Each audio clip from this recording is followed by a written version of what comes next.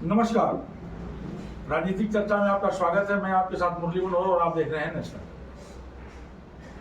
पूरे प्रदेश में जहां लोकसभा चुनाव का तीसरा चरण बीत चुका है, चुनाव एकदम अपने जवानी पर है और अंतिम चरण का चुनाव 1 जून को होना है। ऐसे में अब चर्चा यह आम हो गई है कि भारतीय जनता पार्टी और बसपा में आंतरिक समझौता हो गया है। बसपा किसी भी तरह से भारतीय जनता पार्टी का नुकसान नहीं चाहती। इसी क्रम में लगातार बसपा जो है अपना टिकट भी बदल रही है। सबसे पहले उसने जो है अपने पूर्व प्रदेश अध्यक्ष भीम राजभर को आजमगढ़ से टिकट दे दिया था, लेकिन वहां से टिकट काट करके उनको सलेमपुर लोकसभा में भेज दिया। अगर हम जौनपुर की बात करें तो पूरे प्रदेश में बसपा अगर कहीं लड़ रही थी तो वह जौनपुर में लड़ रही थी और वहां से धनंजय सिंह के पत्नी को टिकट मिला था। लेकिन अचानक से जो है वहां जो है बसपा ने टिकट काट करके अपने पुराने साथी को टिकट दे दिया।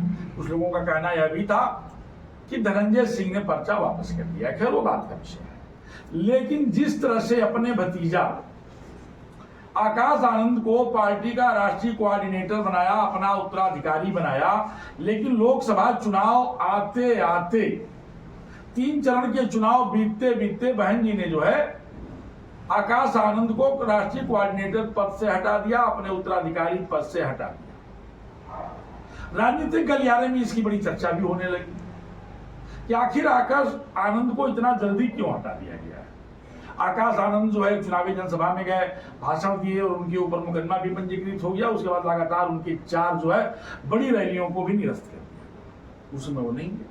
इन तमाम बिंदुओं पर चर्चा करने के लिए आज हमारे साथ जो है आज हमारे खास मेहमान हैं भारतीय जनता पार्टी के वरिष्ठ नेता निकुंभ सिंह तूफानी।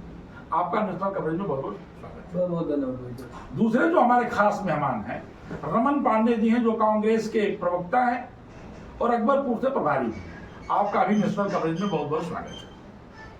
तीसरे जो हमारे खास मेहमान हैं वो गौरव पांडे जी हैं, जो जनपद के एक युवा अधिवक्ता हैं और प्रबुद्ध वर्ग समाजवादी पार्टी के जिला अध्यक्ष हैं। आपका भी नेशनल कवरेज में बहुत बहुत स्वागत है। तो सबसे पहले जो है हम तूफान सिंह निकुंभ से बातचीत करते हैं कि क्या जो चर्चा चल रही है सपा और बसपा भाजपा और बसपा में आपसी समझौता है और हमेशा बसपा चाहती है कि भारतीय जनता पार्टी को लाभ पहुंचाया जाए, आपको क्या लगता है?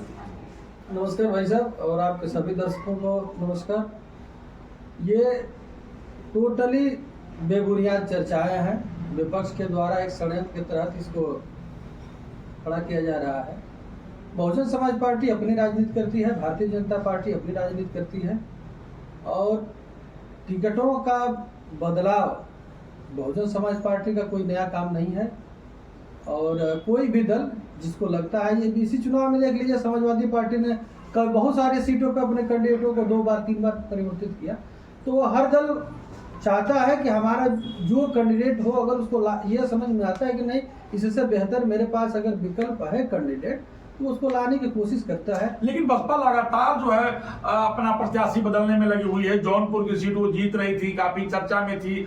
अगर कोई लड़ाई वाली सीट थी तो जौनपुर की थी और वहां से धनंजय सिंह को बदल दिया गया, उनकी पत्नी को वहां से टिकट काट दिया गया। अब इसकी विशेष जानकारियां तो भाई साहब बहुजन समाज पार्टी के जो प्रवक्ता होंगे वही दे पाएंगे, क्योंकि हम बसपा के प्रवक्ता नहीं है और मैं बसपा को बहुत अच्छी तरीके से उसके रमन जी, आपको क्या लगता है कि भारतीय जनता पार्टी और बसपा का कोई आंतरिक समझौता है?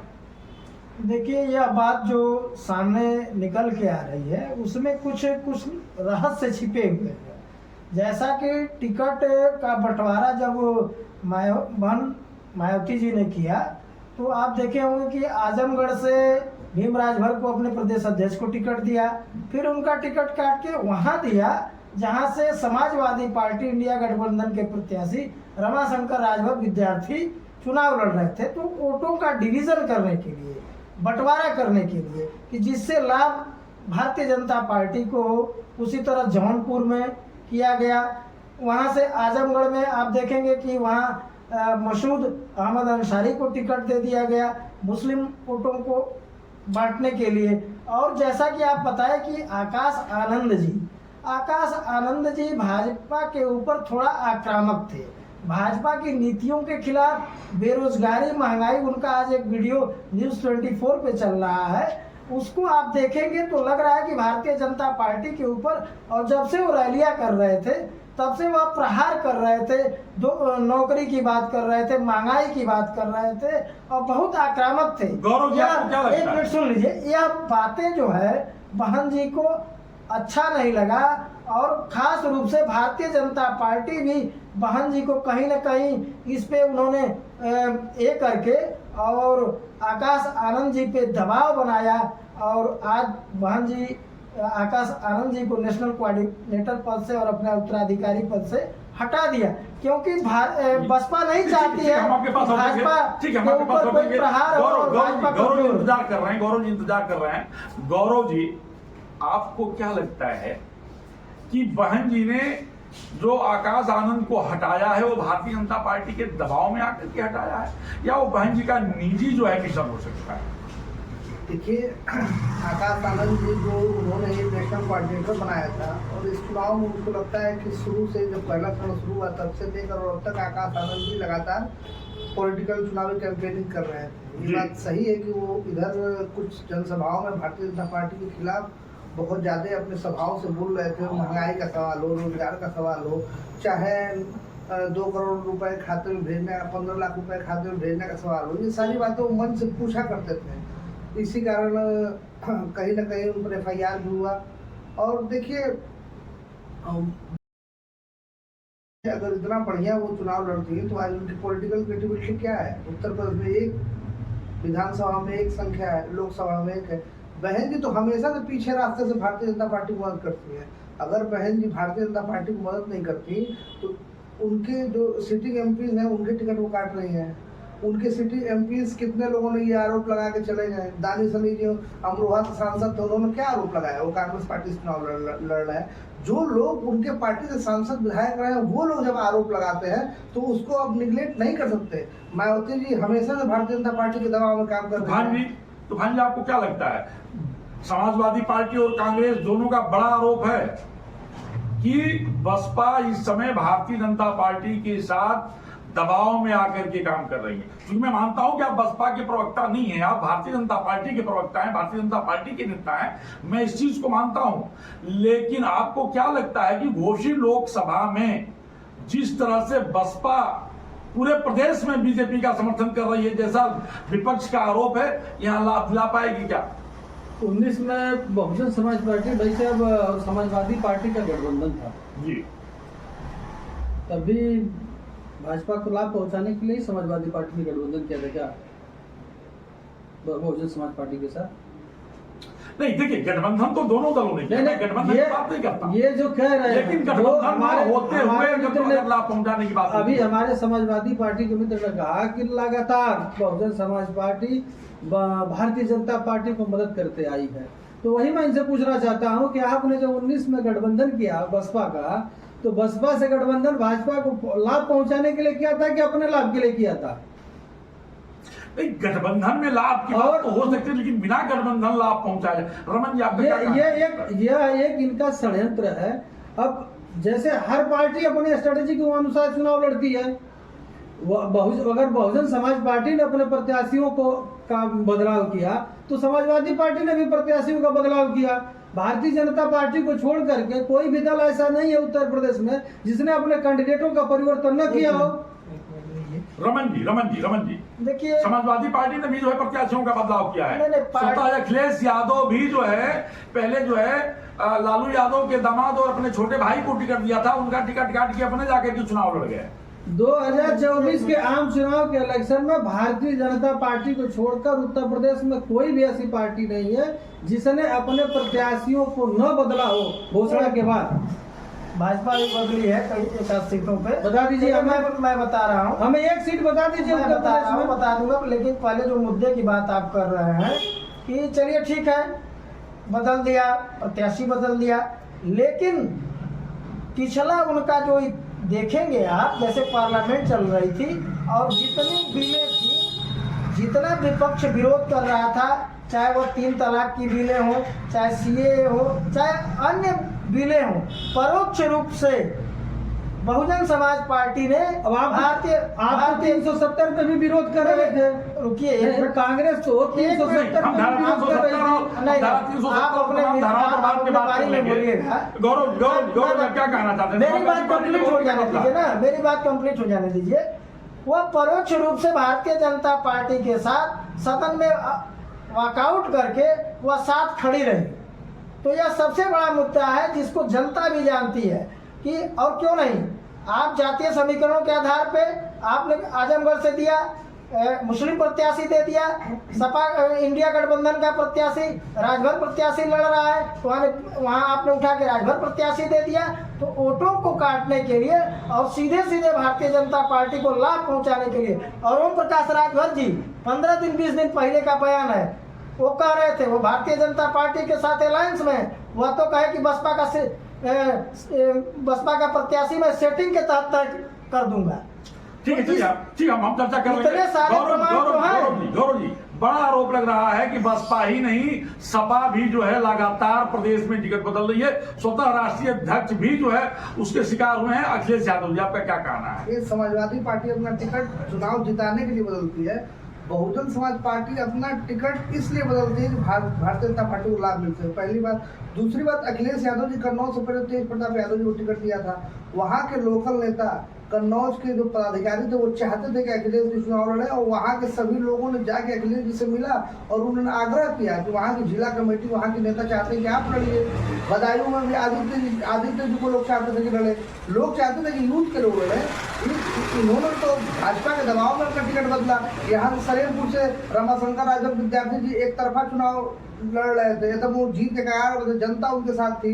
तो वहाँ पे फिर भीम राजभर को ला दिया गया कि राजभरों का तुष्टिकरण हो और भारतीय जनता पार्टी को कैसे जिता दिया जाए। आजमगढ़ में धर्मेंद्र यादव जी एक तरफा, गुड्डू जवाली जी के आने के बाद एक तरफा चुनाव जीत रहे थे, वहाँ भी एक मुस्लिम कैंडिडेट दे दिया। ये तो बहुजन समाज पार्टी ने खुद अपने टिकटों को बदल के बता दिया। जनता ये बात जान चुकी है कि वो भारतीय जनता पार्टी को लाभ पहुंचाना चाहती है। 30 सेकंड में तूफान जी आप इसका जवाब देंगे। मेरे यह आरोप लग रहा है कि समाजवादी पार्टी के मित्र ने कहा कि आजमगढ़ में मुस्लिम कैंडिडेट दे दिए वोटों को बंटवारा के लिए। बहुजन समाज पार्टी और समाजवादी पार्टी दोनों मुस्लिम परस्ती की राजनीति करती है। आजमगढ़ में मुसलमान कोई कैंडिडेट था नहीं। दोनों की राजनीति करती है, किसी एक वर्ग विशेष की राजनीति नहीं करती है। अब मैं पीछे नहीं जाऊंगा, फिर डिबेट डिरेल हो जाएगी। नहीं, 30 सेकंड ही आपके पास। मैं 30 सेकंड वही करूंगा। वहां पे मुस्लिम कोई कैंडिडेट नहीं था। बहुजन समाज पार्टी को लगा होगा कि मुस्लिम प्लस हरिजन का कॉम्बिनेशन करेंगे, हमारी सीट निकल सकती है। उसके आधार पर उन्होंने वहाँ टिकट दिया। राजभर और मुस्लिम कन्वेंशन से भी तो सीट निकल सकती थी। वहाँ तो राजभर भी बहुत ज्यादा है। आजमगढ़ में राजभर बहुत जाते हैं, लेकिन उनको लगा होगा कि भाई संख्या वहाँ पे मुसलमानों की एकमुश्त है और प्लस हरिजन हो जाएगा। चलिए ठीक है, आपके समीकरण को मैं समझ लिया। रमन जी, आपको क्या लगता है कि बसपा जो है भारतीय जनता पार्टी को लाभ पहुंचा पाएगी लोकसभा के चुनाव में? देखिए, सीधे सीधे एनडीए और इंडिया में लड़ाई है, एनडीए गठबंधन और इंडिया। लेकिन मायावती जी ने थोड़ा सा पहल किया था, लेकिन अब वह सब उनका सब कुछ पहले भी उजागर था, और इस समय वो केवल आजमगढ़ और सलेमपुर ही नहीं बदली हैं, कई जगह प्रत्याशियों को उतार करके मुस्लिम वोटों में सेंधमारी करके अपना वो बता चुकी है कि हम भाजपा भारतीय जनता पार्टी को साइड से। आकाश आनंद जी बहुत अच्छा घेर रहे थे भारतीय जनता पार्टी को, लेकिन बहन जी को भाजपा पे उनके नीतियों का विरोध करने वाला नेता पसंद नहीं है, क्योंकि उससे भारतीय जनता पार्टी का नुकसान होगा। बहन जी डरती हैं क्या? बिल्कुल डरती हैं। क्यों डरती हैं? बिल्कुल डरती हैं। क्यों डरती हैं? बिल्कुल डरती। उनके ऊपर तमाम मामले हैं।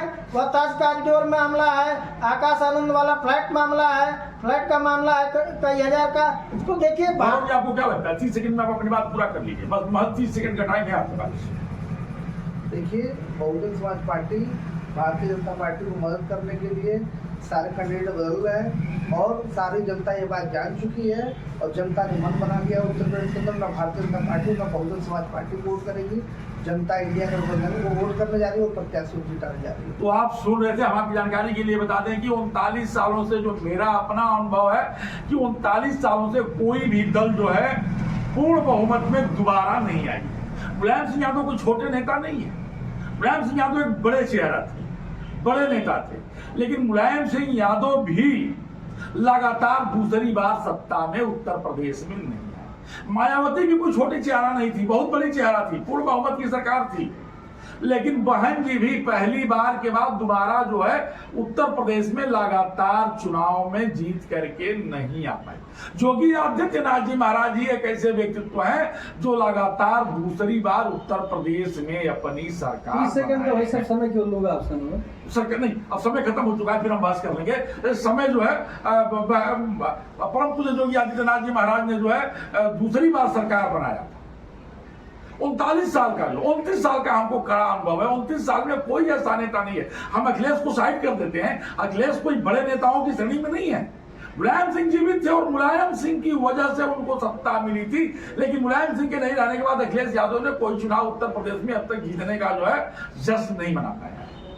अब 2024 के मुहाने पर देखना यह है कि अखिलेश यादव क्या करिश्मा कर पाते हैं। राहुल गांधी का कितना जादू जो है उत्तर प्रदेश में चलेगा। मायावती क्या कर पाएंगे उत्तर प्रदेश में? क्या भारतीय जनता पार्टी को रोक पाएंगी या लगातार जो टिकट काट रही हैं उससे भारतीय जनता पार्टी को लाभ मिलेगा? ये 4 जून को तय हो पाएगा। मुरली मनोहर के साथ प्रिंस सिन्हा से बने रहिए, मेरे साथ देखते रहिए।